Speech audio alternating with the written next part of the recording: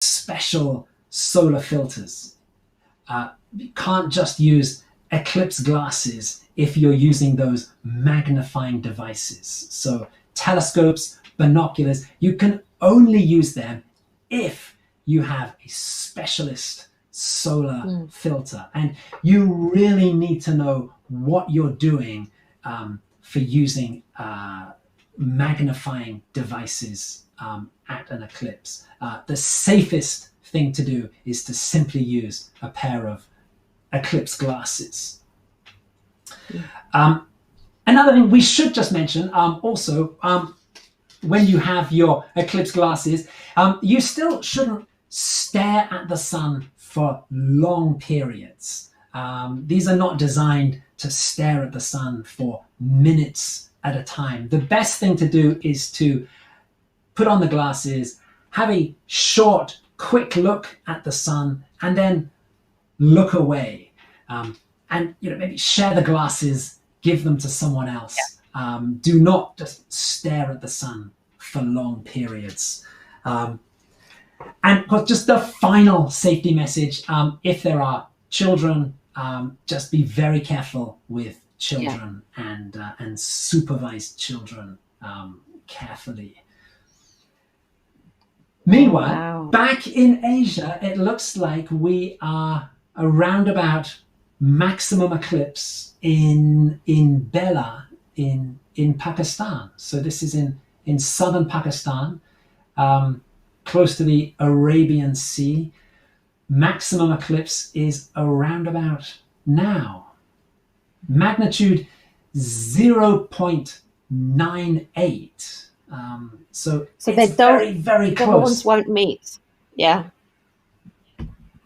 So this is as close to annularity as they will get in Bela. They are very close to the path of annularity, but just not quite on the path. So that crescent sun, the horns of the crescent, they get closer and closer, but that's as far around the moon as they go. This is maximum eclipse in Bela. From now, the moon will start sliding off the face of the sun and will start uncovering the sun once again. But we are going to see a full ring of fire from India. I still see some clouds going by there. I'm hoping that they're just passing clouds in about 20 minutes time. That's right. So again, yes, 6:26 is the annularity in Cersa. So we're really closing in. We're going to leave you with this beautiful image, and we will come back soon. Make sure you tune in to timeanddate.com/live. There you can read about all the other places that we've passed. There's a blog full of content there. You've got access to our gallery. So make sure you go and check that out. And Graham, you and I will be back soon.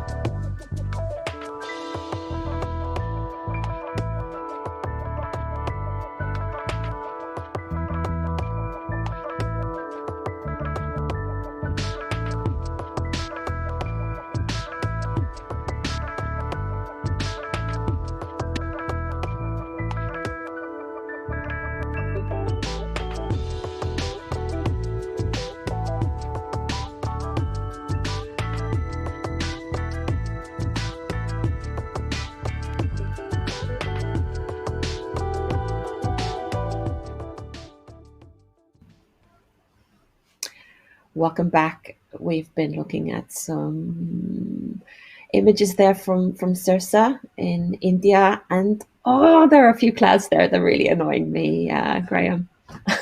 How about that? We've had pretty much clear skies from our feeds so far, and now here we are 10 minutes away from annularity, and yeah, those clouds are causing a bit of concern, but Anna, I'm sure this is going to go fine for us. I'm sure we're going to get a great view of annularity here.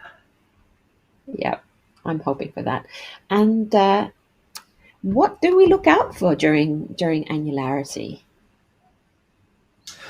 Well, the great thing with annularity is that crescent sun, the two tips of the crescent sun, they wrap their way further and further around the dark circle of the moon.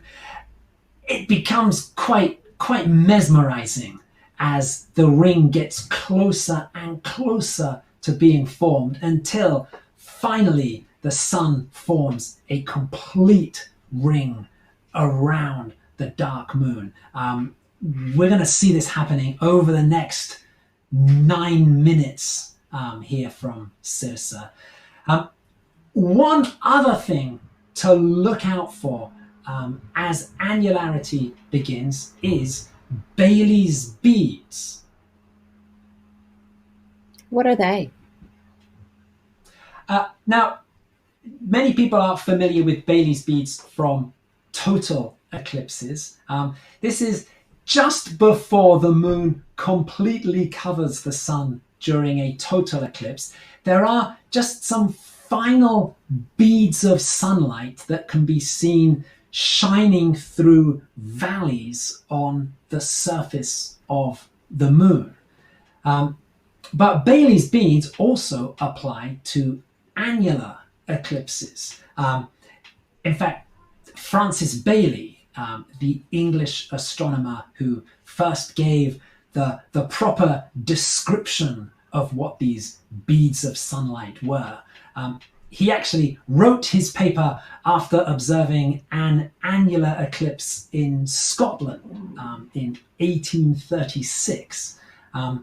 So as the moon moves across the sun and as that ring of fire forms, just before the ring becomes a full ring, we might see a slightly broken ring. Just these beads of light. This is the sun shining through the valleys between mountains on the very edge of the moon. And that's going to be one exciting feature to look out for during annularity. Interestingly, our partners in Sirsa, Ajay and Neelam, they have based themselves just north of the center line of the path of annularity. If you're on the very center line of the eclipse, then the moon passes right through the center of the sun. Our feed is coming from just north of the center line. It's about 4 kilometers north of the center line. This means that instead of passing right through the center of the sun, the moon is going to be just grazing, sliding more across the edge of the sun. This means that annularity will be a bit shorter, but it'll give us more chance to see Bailey's beads. So we're giving up a few seconds of annularity to have a better chance of seeing Bailey's beads as the moon grazes across the edge of the sun. And it looks like the clouds are staying away. We've got about 5 minutes until we're at annularity in Sirsa. So I think we're just going to leave you here unless you have some more things to tell us about what to look at during annularity, Graham?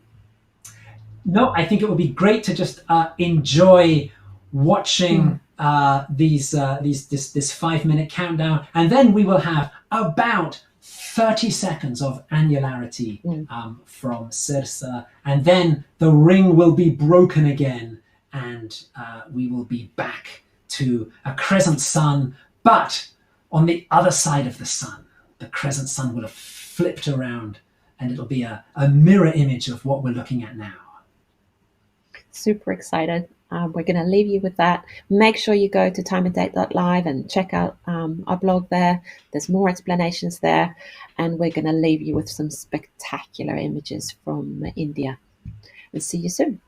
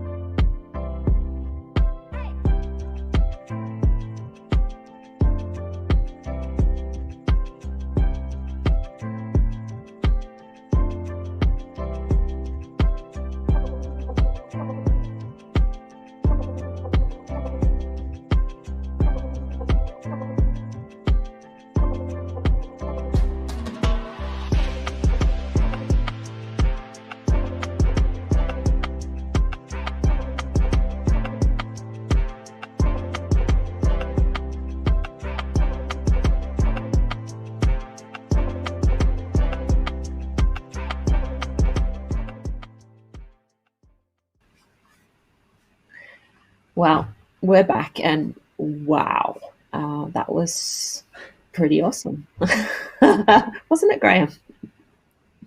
That was great. We got lucky with the clouds, and we had beautiful annularity from Circe. Absolutely. Mm.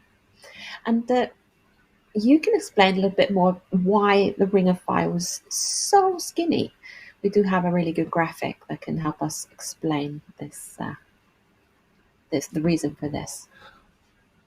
Right, right. So the annularity we saw, as you say, the ring was extremely narrow, and as we said earlier, the geometry of the Earth, Moon, Sun system is really finely balanced.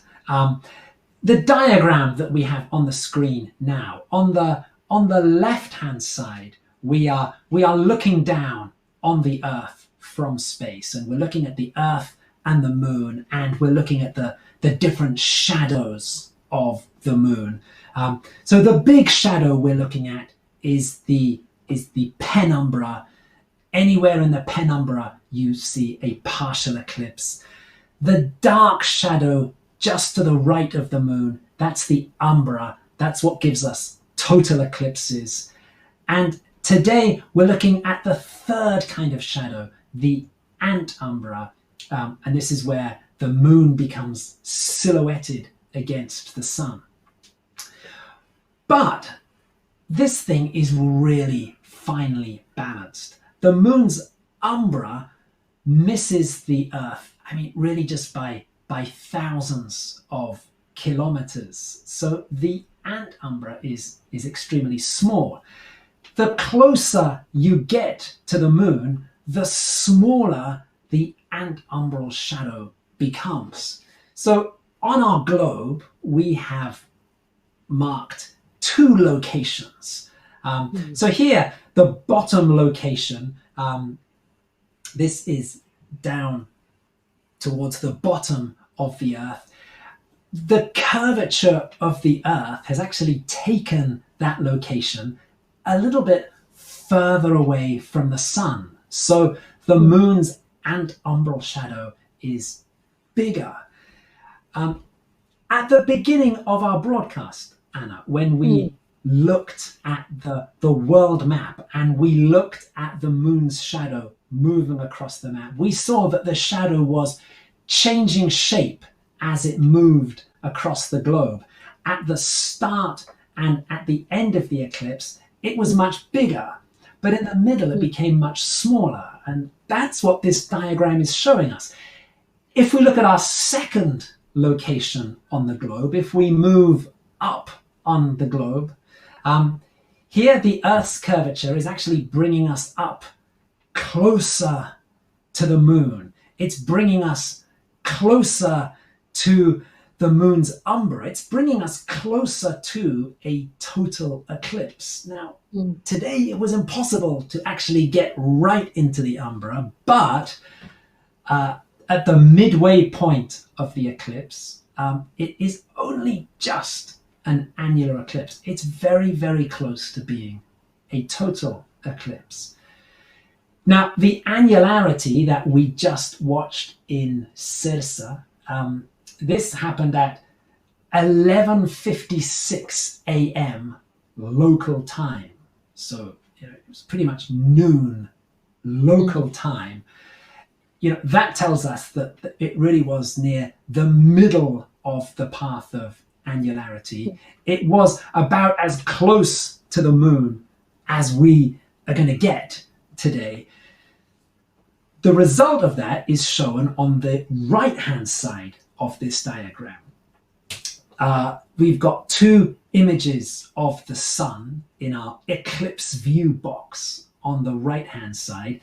Now, the bottom image is taken from our first location on the globe. That's where we're further away from the Moon. The Moon's antumbral shadow is bigger, and when we look up at the Moon, we see a smaller Sun. And a smaller Sun gives us a thicker ring. it's a thicker ring of fire. But at our second location, which was, where we were with Circe just now, we're much closer to the moon. The moon is bigger, and that means that the ring of fire is much narrower, and, well, it put us very close to having a total eclipse today. Yeah, because it's just a really, really skinny little ring there. And so then the annularity is shorter. Annularity is shorter, that's right. So at the beginning of today's path of annularity, it began in Central Africa at sunrise.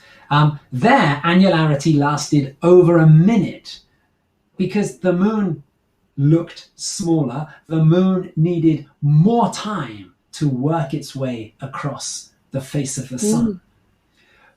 When we got to India, the moon, closer to the moon became bigger. The moon needs less time to reach across from one side of the sun to the other. So the duration of annularity, only about half the length at the midway point of today's eclipse. And if we used like a really, really tall ladder, or stood on top of a really, really tall mountain, or tried to get those few thousand kilometers up, then could we have seen a total solar eclipse? Well, that's right. That's a very good question. Is there any way we can get closer to the moon? I'm not sure about your ladder idea, but certainly the mountains does make a difference. Now, today's annular eclipse is passing over the Himalayas. It's passing over Tibet. The high point of today's eclipse is in the Himalayas. There's the mountain Hardeo, which is 7,500 meters high. That gets us 7.5 kilometers closer to the moon, which isn't that much, but the thing's so finely balanced that that difference of a few kilometers does make a difference in what we see. Now, nowhere did we get a total eclipse today. Nowhere gets us quite close enough to form, to give us totality. But up at the peaks of the Himalayas, the ring of fire would have been even narrower. And Tibet, the plains of Tibet are at 5,000 meters. Again, that's an extra 5 kilometers closer to the sun. So there, again in Tibet, we're looking at a very, very narrow ring of fire. Could you actually fly up? Could you take yourself up high enough to be so that it would be a total eclipse if you didn't climb a mountain? Well, we are looking at we would need to close a gap of a few thousand kilometers. Okay. So it isn't actually. There's no way that we could have actually got ourselves into the moon's umbra today. So, but the point is that yes, the closer you can get to the moon, the bigger the moon is, so the narrower the ring of fire is during an annular eclipse. It's very interesting. And again, we're looking at Circe and the eclipses. We've been at annularity there, so we're looking at the partial eclipse again on the other side of the moon, right, Graham? That's right. We now have the whole process runs in reverse, and that crescent sun will become bigger as the moon slides off the face of the sun. The main action in today's eclipse is now shifting eastwards. So partial eclipses are starting. Let's see, in Taiwan, the final bit of land in today's great overland eclipse is Taiwan, and the partial eclipse is starting in Taiwan in around about 2 minutes. So the main all of the action in the sky is now shifting towards the eastern half of the Asian continent.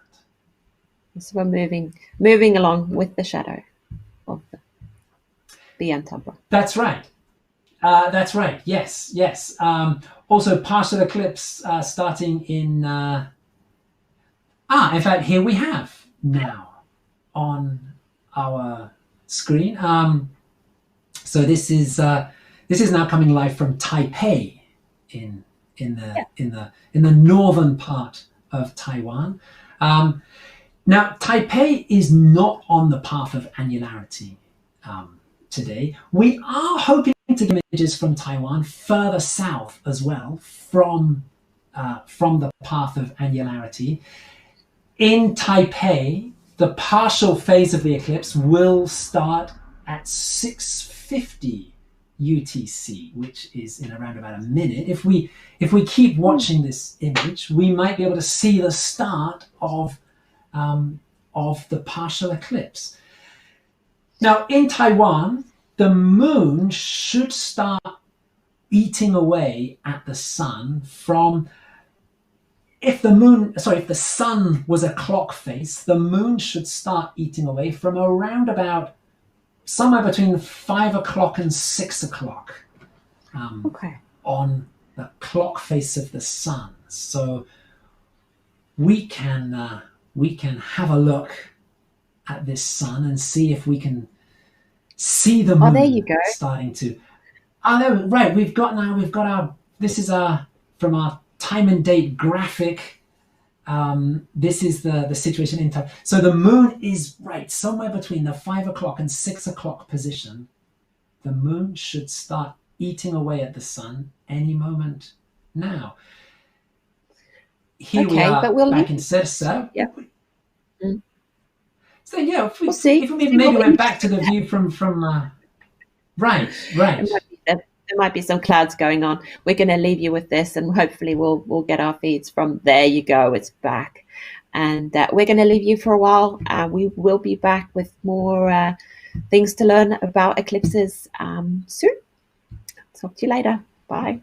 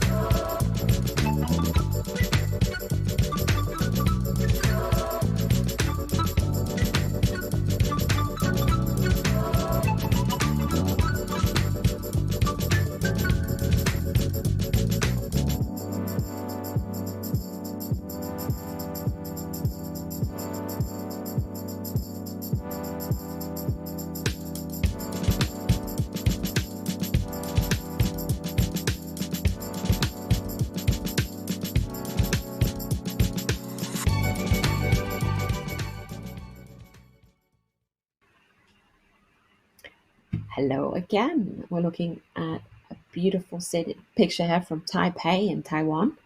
We're back on timeanddate.live, and we're looking at this annular solar eclipse. And we talked about a little bit in the start that it's on a date that's it's like 6-7 hours away from the solstice, which feels less like a coincidence or not. That depends on what you explain, Graham. Right. So the June solstice. This is the moment when the Earth's North Pole is tilted the closest towards the sun. It's the moment when the Earth's northern hemisphere receives the maximum amount of sunlight. And it's a curious coincidence that this year, the June solstice coincides with this annular eclipse. So the question is, how unusual is it to have an eclipse on the June solstice? And you know what? It turns out to be a very interesting question.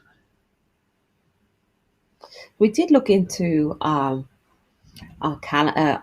calculations to figure that out, because any solstice any solar eclipse happening on any date can be random, but there's also a system to it, right, Graham? That's right. It's one of these things that kind of is random, but also it's not completely random. So let's take the question of how frequently a solar eclipse occurs on a particular date. Now, this is a little bit different from the June solstice question, because the June solstice can occur on June 20th or June 21st, or even sometimes June 22nd. But to simplify things, let's just take the one date, June 21st. How often does an eclipse occur on June 21st? Now, to do this, we're going to have to think about some of the rhythms of the moon. There are a number of important rhythms that the moon has. The most obvious rhythm is the lunar cycle that takes us from a new moon to a full moon and back to a new moon again. And the time it takes the moon to go from a new moon all the way through the cycle back to a new moon again, that's called a synodic month. That is a period of 29.53 days, a synodic month. It comes from the Greek word synodos, which means meeting, because a new moon is kind of like a meeting of the moon and the sun. A new moon is where the moon moves between the earth and the sun, and this gives us this term, a synodic month. The first requirement, the most basic requirement for a solar eclipse is to have a new moon, because you need to have the moon between the earth and the sun. But of course, we don't have a solar eclipse every new moon. We don't have a solar eclipse every synodic month. Now, the reason for that is that the moon's orbit around the earth is slightly tilted. So most new moons, you don't get a perfect alignment between the earth, the moon, and the sun. The moon is either just a tiny bit too high or a tiny bit too low, and you don't get this perfect alignment every month. Now, going back to the synodic month, this period of 29.53 days, there is a curious a curious coincidence. If you take 235 synodic months, that's 235 times 29.53 days, you end up with almost exactly, you end up with 19 calendar years. Oh. Which means that every 19 years, the same lunar phase happens on the same date. So today, June 21st, it's a new moon. 19 years from now, we will also have a new moon on June 21st. 19 years ago in the past, June 21st, we had a new moon. Now, of course, we've just said that because of the moon's tilted orbit, just because it's a new moon, that doesn't guarantee you a solar eclipse. However, there is a very freaky relationship between the moon's tilted orbit and this cycle of 19 years. This cycle of 19 years, it's called the Metonic cycle. It's named after Meton of Athens, an ancient Greek mathematician. And there is this curious coincidence that the Metonic cycle gives us a freakish run of 4 or 5 solar eclipses 19 years apart. And then the cycle, the relationship breaks down and you get no solar eclipses on that date for about 3 centuries. But we are in the middle of this freakish run right now. So today, 21st of June, 2020, we have an annular solar eclipse. 19 years from today, 21st of June, 2039, we will have another annular eclipse on the same date. 19 years ago in the past, 21st of June 2001, we had a total solar eclipse, and we can actually go one step more into the future and the past. 21st of June 2058. This is 2 19-year cycles into the future. There will be a partial solar eclipse on the 21st of June in 2058. And there was a partial solar eclipse on the 21st of June, 1982. That is 2 19-year cycles into the past. So we have this very freakish run of 5 solar eclipses on the 21st of June, separated by this period of 19 years. But that's as much as you get. Then you have centuries without a solar eclipse on the 21st of June. It is just this curious relationship between this 19-year lunar cycle and just the tilt of the moon's orbit gives us this very freakish relationship.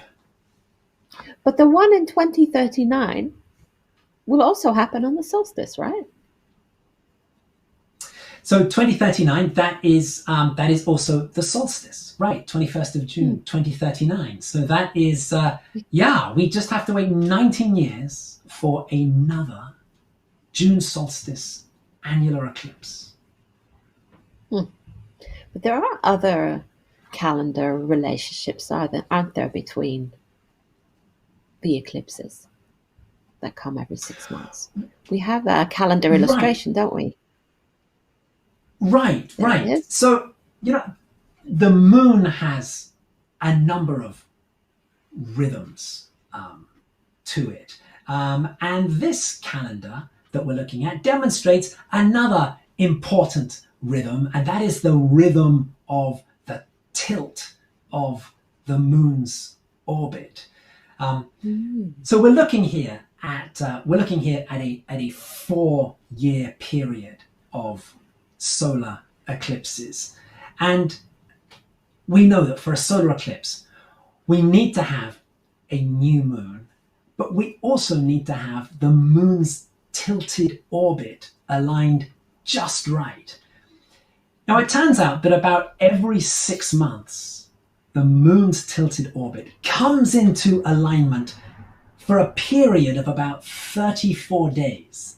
There's a 34-day period when the moon's tilt is close enough to make a solar eclipse possible.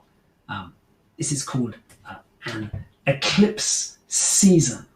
For about 34 days, the tilt aligns and the stage is set for a solar eclipse. All we need to add is a new moon. Now we know that we're in the middle of a solar eclipse season right now, aren't we? Sorry for interrupting. We're in the middle of one right now. We had a partial lunar eclipse, a penumbral lunar eclipse in the start of the month, and we're going to have another one.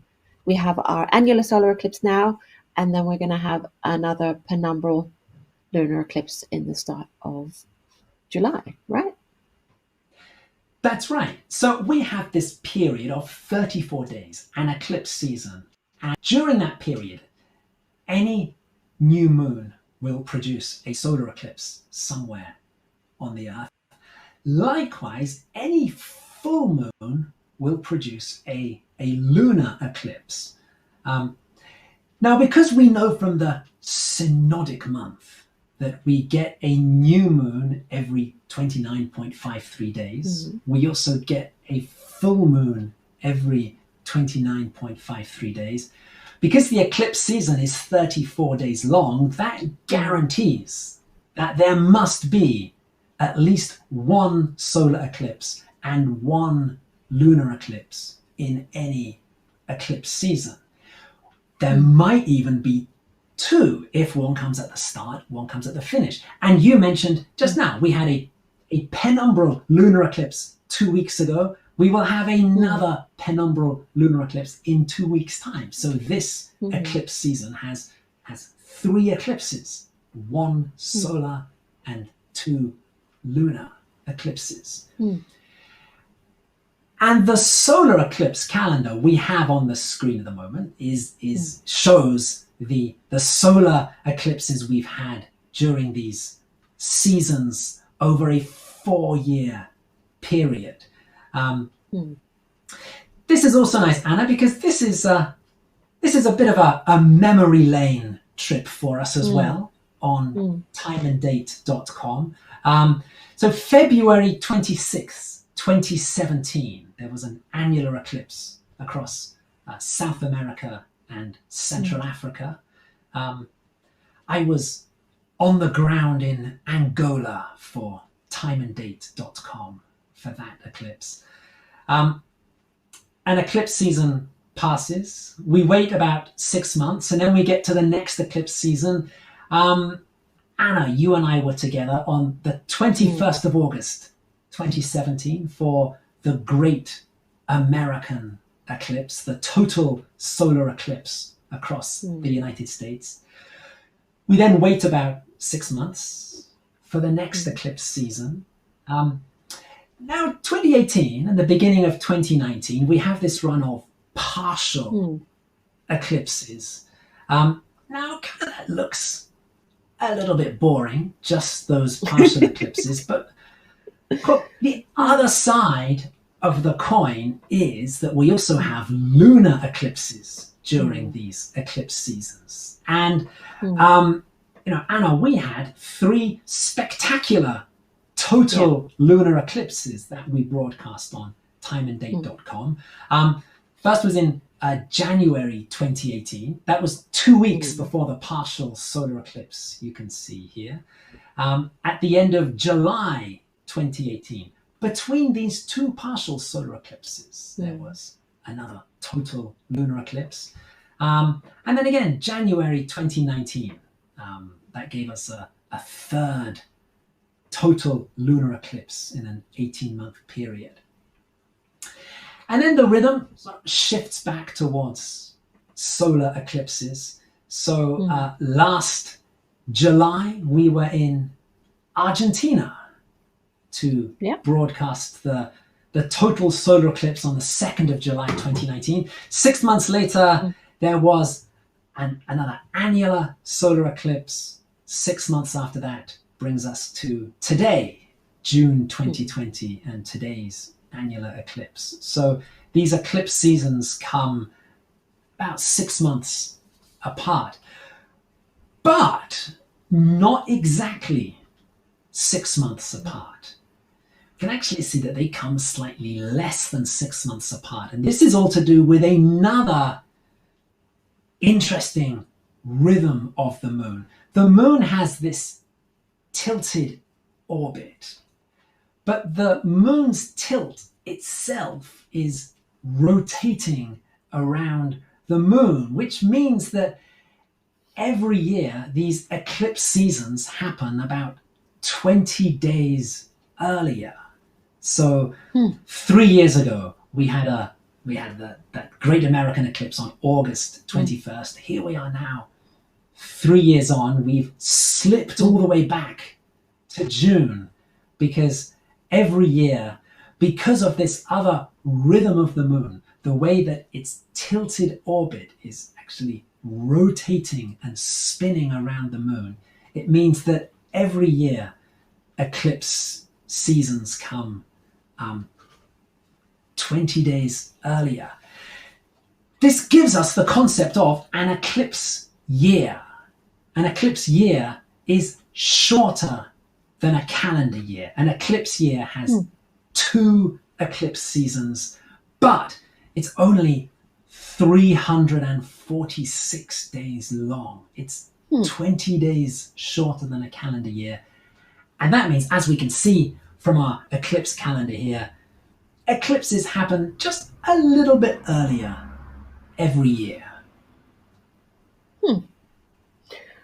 Well, we can look forward to a total solar eclipse again in December. So that's in another 6 months. So we're still within the eclipse year of our calendar, aren't we? Right, that's it. 14th of December is so again. It's just a little bit less than 6 months. We will be in the middle of our next eclipse season. So, but right now we're looking at an annular solar eclipse, and we're looking at a beautiful picture from Yunlin County in Taiwan, where the moon is slowly eating itself into the sun. We've got from Taipei City and from Yunlin County at the moment in Taiwan, where the moon is eating into the sun.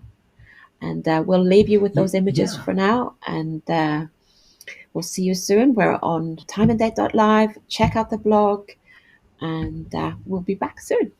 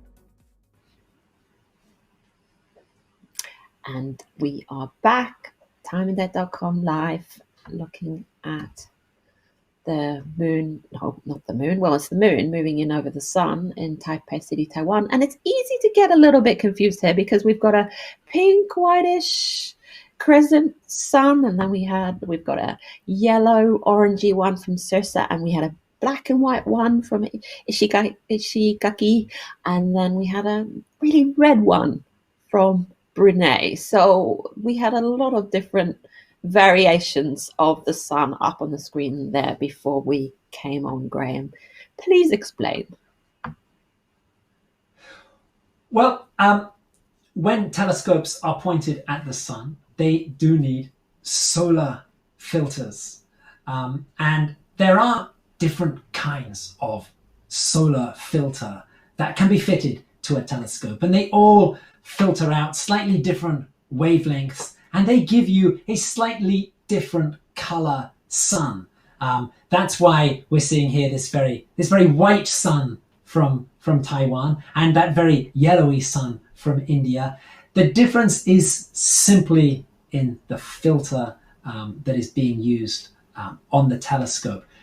There's also, of course, a bit of processing going on that takes the telescope image and turns it into the digital file that we can see on the screen here as well.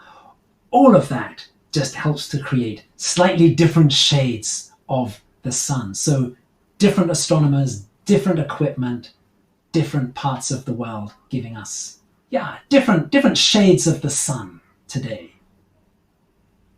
And also we can see that the moving from the bottom up into the sun in Taipei. In Sirsa, the eclipse is ending, so we've got the moon moving off the sun there. And then we did talk about images being upside down or inverted earlier on. And did we have any inverted images now? Because it can be quite confusing to look at all these different crescent shapes. Right. So at the moment we have about 4 different images that we've been looking at in the last few minutes. So as you said, yes, the small image, top right hand corner, Sirsa. This is getting very much towards the end of the partial eclipse here. The partial eclipse will finish in Sirsa at 8:12, so around about half an hour to go until the end of the eclipse in Sirsa. Our main image coming from Taipei, the maximum eclipse in Taipei will be around the same time, 8:13. So that's also about half an hour. We also have some images coming from Yunlin County in Taiwan. So Taipei, the city, is up in the northern end of the island. The path of annularity today is going across the southern part of Taiwan. And we do have a feed coming from Yunlin County where, if the clouds hold for us, we should have around about a minute of annularity. That is also happening at 8:13. So again, in just under half an hour. The final images that we've seen recently, we have some pictures from Japan, from Ishigaki Island, which is really one of the southernmost islands of Japan, actually very close to Taiwan. So the eclipsed sun in Ishigaki Island looking very similar to the eclipsed sun in Taiwan. We also had an image from Brunei, so really down in Southeast Asia. This is quite far south of the path of annularity. In Brunei, they will be having a partial eclipse today of a magnitude of around 0.38. So there's a small partial eclipse in Brunei. That's another image that we've had on our screen recently. There we have the image from Ishigaki Island in Japan, very close to Taiwan. So the eclipse looking very similar in Ishigaki and Taiwan. And earlier on, we were talking about eclipse seasons and how they all connect. 19 years we're in there, you had a lot of different kinds of months. And there's another month we need to think about before, so we can understand how eclipses work.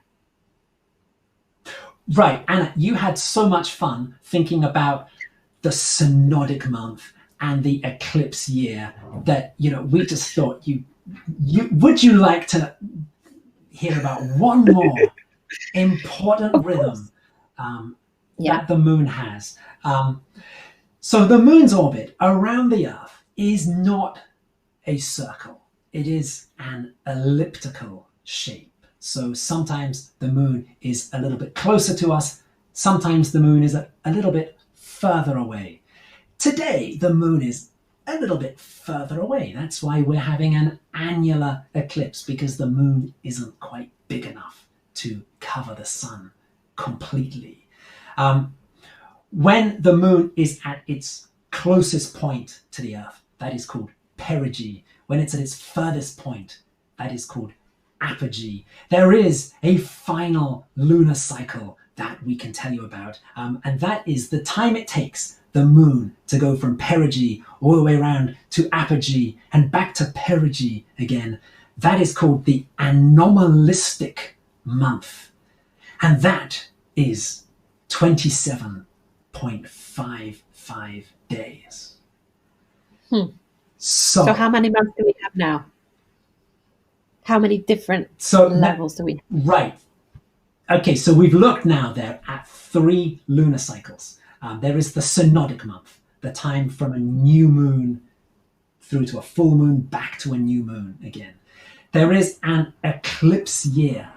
That is when the tilt of the moon's orbit produces 2 eclipse seasons, slightly less than a calendar year.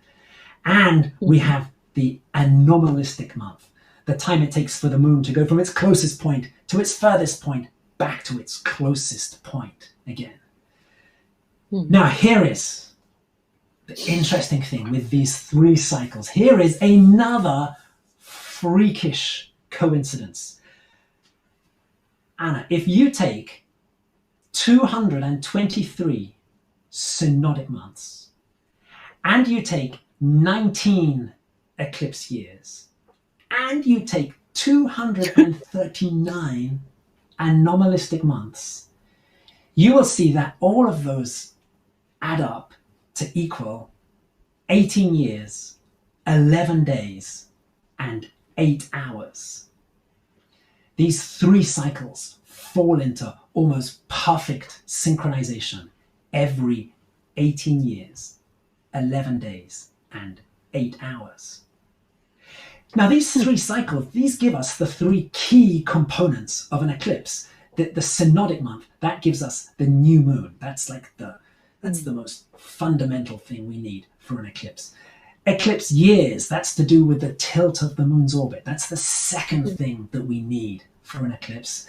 The anomalistic month, that tells us how near or far the moon is. That tells us whether it's going to be a total eclipse or an annular eclipse. These 3 cycles fall into more or less perfect synchronization. And that means that every 18 years, 11 days, and 8 hours, we get pretty much the same eclipse taking place. And we actually do have a graphic that we made. I found that really astounding. Right. So today is June 21st, 2020. If we go back in time, 18 years, 11 days, and 8 hours, we go back to June the 10th, 2002. And here we have on our screen now a side-by-side comparison of the eclipse maps for these 2 eclipses. And we can see that these eclipses are pretty much identical. The light shaded area is where there is a partial eclipse. In the middle, you can see the very narrow path of annularity, that dark red line running through the middle. That's the path of annularity. You can see that these 2 eclipses have really exactly the same shape.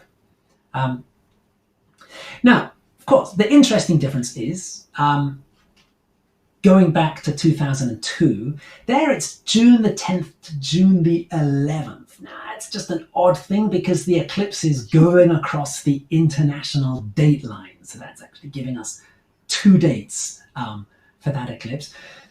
Of course, the big difference is that they are in the eclipse in 2002. This was further to the east. The eclipse, today's eclipse in 2020, has been shifted to the west. Now, this is where the 8 hours comes in, because we're talking about a cycle of 18 years, 11 days, and 8 hours. Now, during that 8 hours, the Earth is spinning. 8 hours is what? It's 1/3 of a day. So during 8 hours, the Earth has spun on its axis 1/3. So today's eclipse is the same eclipse as June the 10th, 2002, but it is shifted 1/3 of the way around the globe. And this really shows us, and really how every eclipse is different. Because here you have 2 eclipses that, in terms of the orbital mechanics of the Earth and the Moon and the Sun, these eclipses are more or less identical. But when you put them onto the map, these eclipses are completely different. Because June the 10th, 2002, Annularity took place. It's boring, right? It's just across the Pacific. It doesn't really go overland at all. 18 years, 11 days, 8 hours ago, it was the great overwater eclipse. And how many people saw Annularity then? But we come forward to the next eclipse in the cycle, and now it is the great overland eclipse. It's a completely different kind of eclipse. So yeah, it's the same eclipse, but at the same time, it's a different eclipse because of that 8 hours difference moves it 1/3 of the way around the world.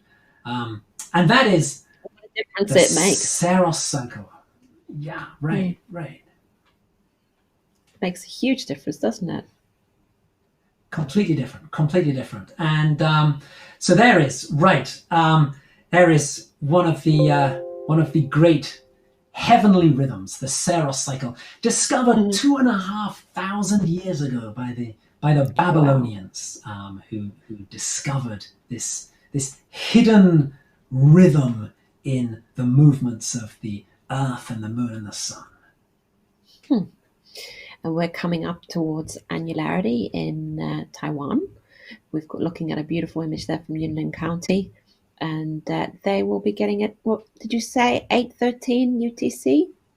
Wasn't it about then that they would have Annularity?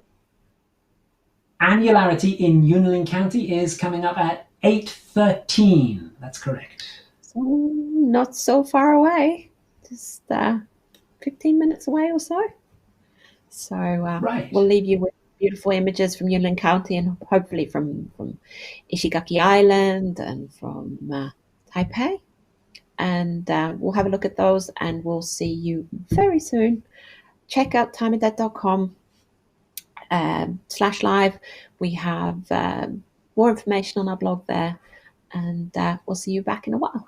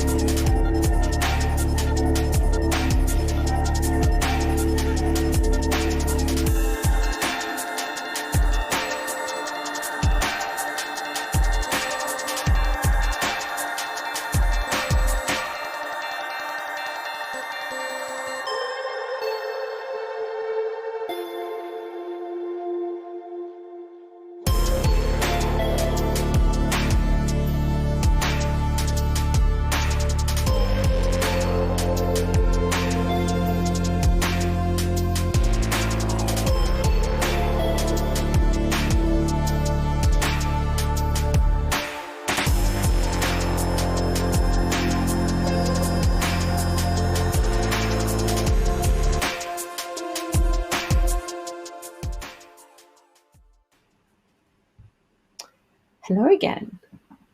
So we're here on timeanddate.com, and we're live streaming the annular solar eclipse that started in Africa, has zoomed across India. It's still partially, you can still see it partially in India. And we're now closing in on annularity in Taiwan.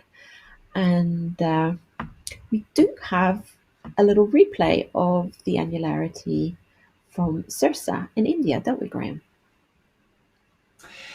Yeah, so before we get to annularity in Taiwan, we thought it might be fun to replay Sirsa, and then that's going to let us do a little comparison between annularity in the two places. So just to recall that in India, annularity happened at around about midday local time. It was 11:56 in the morning in Sirsa, so the middle of the day. We know that at the midway point of the eclipse, we are closer to the moon because of the curvature of the Earth. It's bringing us up nearer the moon. So in India, the moon was a little bit bigger. Annularity was pretty short, only about 30 seconds, and the ring of fire was really, really narrow.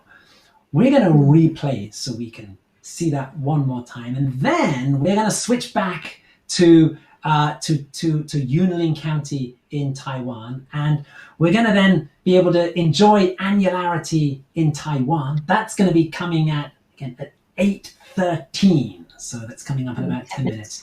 In Yunlin County, it's going to be a longer annularity. It's going to be about 60 seconds, and it's going to be a thicker ring because it's now the afternoon in Taiwan. It's just gone 4 o'clock in the afternoon Taiwan time. So now the curvature of the Earth is taking us away from the moon. The moon is getting a little bit smaller, so the ring of fire is getting thicker. We're going to leave you watching this replay from Sirsa, and then we are going to switch back to our live pictures from Yunlin County in Taiwan. Okay, see you soon.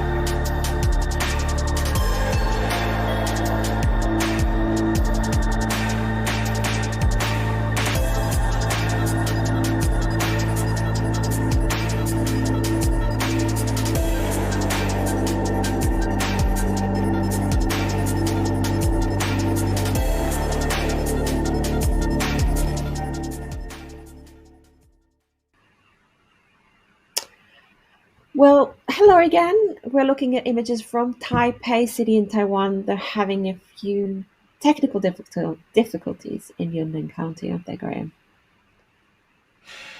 Yeah, there's always two things that we need to go right for these broadcasts. The first thing is the weather. And, we have been remarkably fortunate with the weather Yes. today, Yep. Anna. The second thing we need to go right is the technical side of things. Because going out into the field and capturing these images of eclipses, it's not a simple exercise. It takes an awful lot of equipment, of telescopes and computers and cables and power and internet connection, and there are just Especially dozens of things.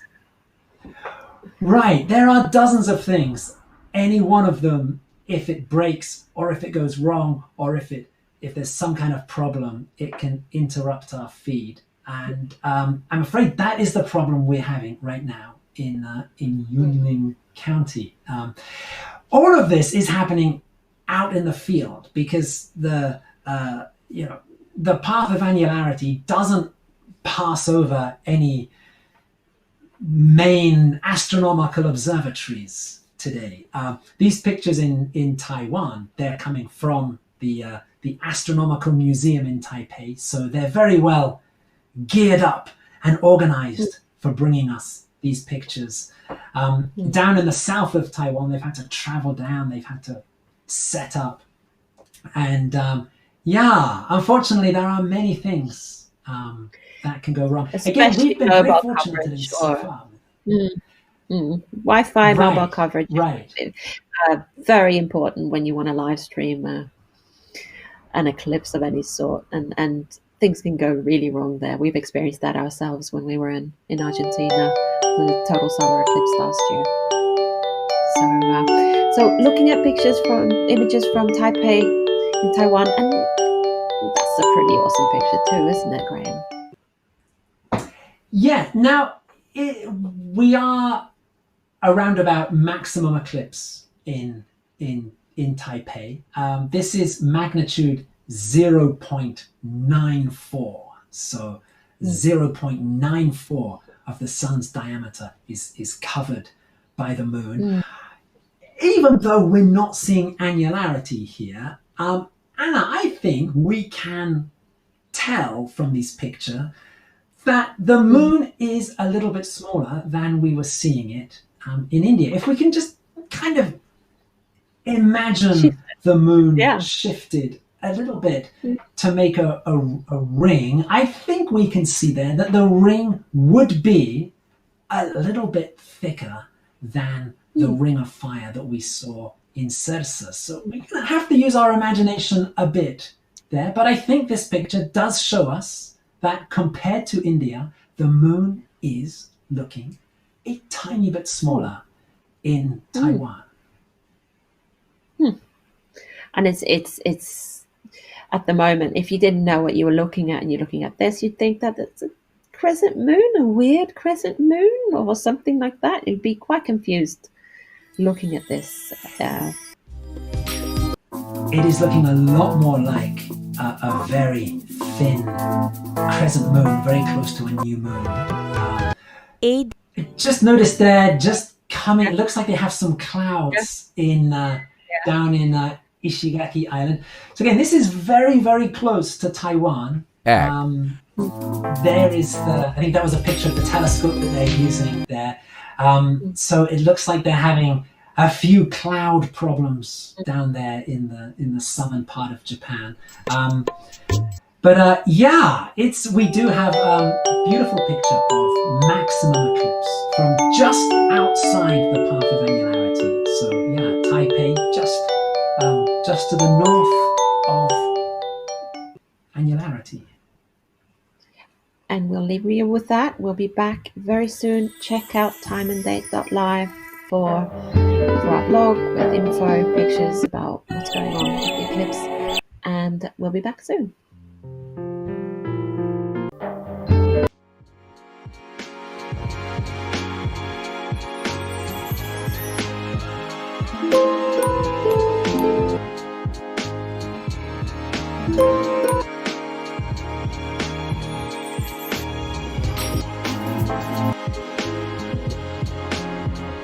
10 কবিতাটি আবৃত্তি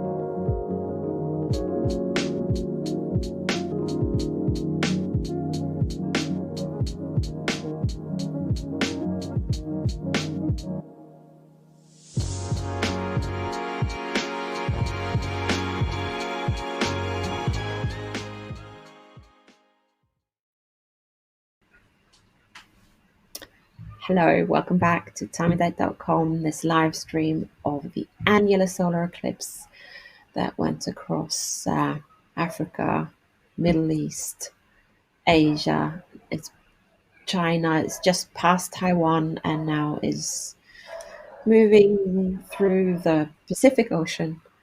And we're getting close to saying goodbye, aren't we, Graham? Right. Yes.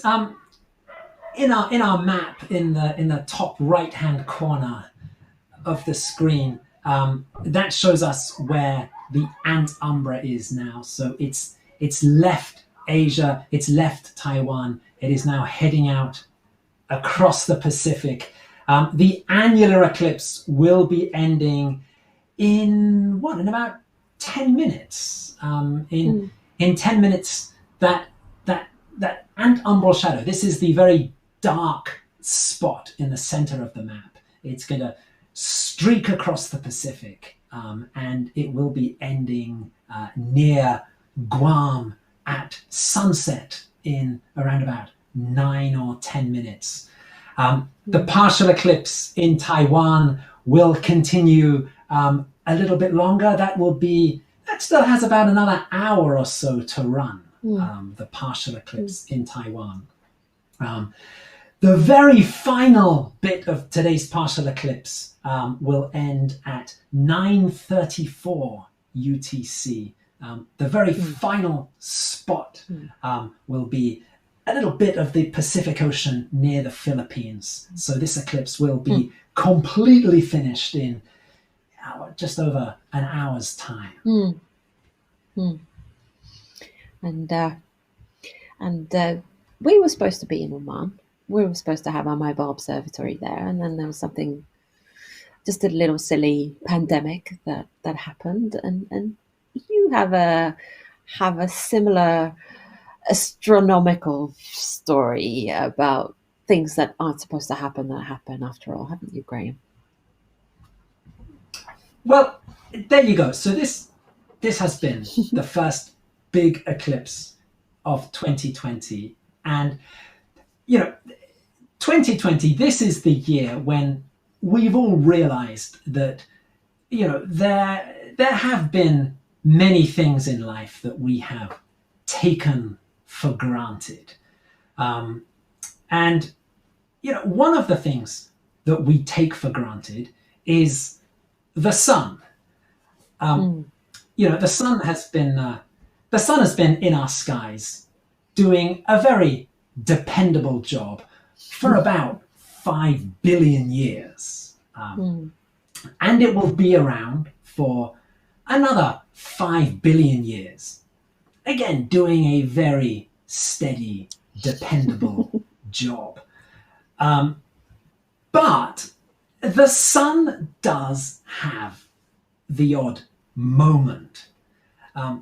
So, for example, 1859, there was it's called the Carrington event. There was an enormous solar flare that hit the Earth, and it took out telegraph systems across the globe. Now, this was the 19th century, so there was only so much technological damage that this solar flare could do. But if you jump forward to the 21st century, we live in a world of computers and power grids and satellite communications. And before 2020, epidemiologists always said that a big pandemic like COVID-19, it was a question of when, not if. Well, astrophysicists say the same kind of thing about a big solar flare. It is a question of when it's going to happen, not if it's going to happen. So, if we are looking for things to add to our list of things to not take for granted, but to just be, a bit humble and thoughtful about, maybe we should add the sun to that list. Even though it predictably rises and sets, and we have our 6-month eclipse cycles and everything like that, it can act totally unpredictable and irresponsible as well.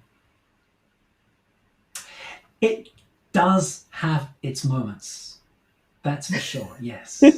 Yes. Yes. But we can predict something. We can actually predict when the next eclipses come. And we do have a list of the events that Time and Date hopefully will cover, depending on travel restrictions and other things. But here we are, upcoming events, Graham. And December, total solar eclipse. We're hoping That's to travel to Argentina. Fingers crossed. Fingers crossed. Yeah. Right. So the next eclipse season, it will give us a total solar eclipse. This will begin in the Pacific. It will end in the Atlantic. It is mostly happening over the ocean, except it does go across a very narrow strip of Chile and Argentina. And, well, we are really hoping that we will be in Piedra del Águila, in Argentina, in northern Patagonia. We've done lots of preparation already for this. We are very grateful to the director of tourism in the local government in Piedra del Águila. This is Martin Rucci and his team. They've given us great help and support in helping our planning for this. So yeah, Anna, fingers crossed. December 14th, total solar eclipse live from Argentina. And then going into 2021, we were looking at our calendar, and we had these years where the solar eclipses were a little bit boring, but the lunar eclipses were fun. And it looks like we're kind of going into that kind of year now, aren't we, Graham? Right, yeah. So there's always this kind of balance between solar and lunar eclipses. Next year is actually a really fascinating year because it gives us a little bit of everything. It gives us a lot. So we have 2 eclipse seasons. The first eclipse season, it gives us a total lunar eclipse, followed straight afterwards by an annular solar eclipse. That is a very exciting combination of eclipses coming up. May 26th for the total lunar eclipse. This will be visible all across the Pacific region. So in East Asia and in Australia, this total lunar eclipse will be happening just after sunset. In the Americas, this total lunar eclipse will be happening just before sunrise. So May 26th next year. Followed by an annular solar eclipse, June the 10th. Now this annular eclipse, this is only just hitting the Earth. It's happening way up north, right up in the Arctic. So it's not a big crowd pleaser. It's not going to have a huge audience. It's taking place very high up near the North Pole. The second eclipse season next year, this brings us a partial lunar eclipse on the night of November 18th and 19th. Again, this will be happening in the Pacific region, a very similar area to the total lunar eclipse in May. And that will be followed 2 weeks later by a total eclipse. Again, only just. This total eclipse will be happening in Antarctica, the other end of the Earth, down near the South Pole. So again, not a great publicity seeker, that solar eclipse either. So 2021 is, we are shifting back more towards lunar eclipses as the big spectacles for 2021.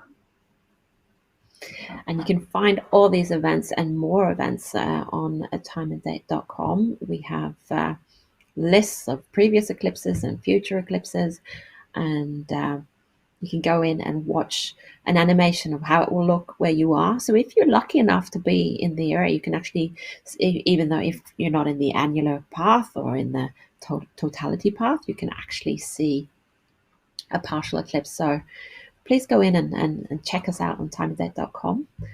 We're rounding things off now, Graham. It feels weird. We've been preparing, and now it's all over. It goes over very quickly, these solar eclipses.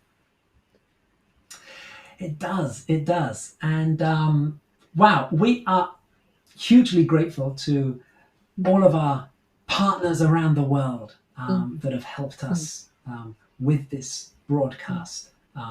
Today we've had, and if you're curious about who our partners are, you can go into our live page, timeanddate.live, and you can click into our blog, and there you can find our partners on the side there if you want to read more about them there. And what do you think, Graham? Are we going to say goodbye? Then, yes, by the way, Annularity has just finished out in the Pacific Ocean. So the annular phase of this eclipse, the Ring of Fire phase, has now finished. The partial eclipse will be wrapping up in about another hour. So that's right, Anna. I think we're gonna leave everybody with these pictures of partial eclipse from Taiwan, and we will be back in December. We will be back in December, hopefully in Argentina. Okay, we'll see you soon. Check us out, timeanddate.com, timeanddate.com/live for future events. Enjoy the images from Taipei and now from Yunlin County as well. I think they sorted out their technical difficulties. And goodbye. See you in December. Bye.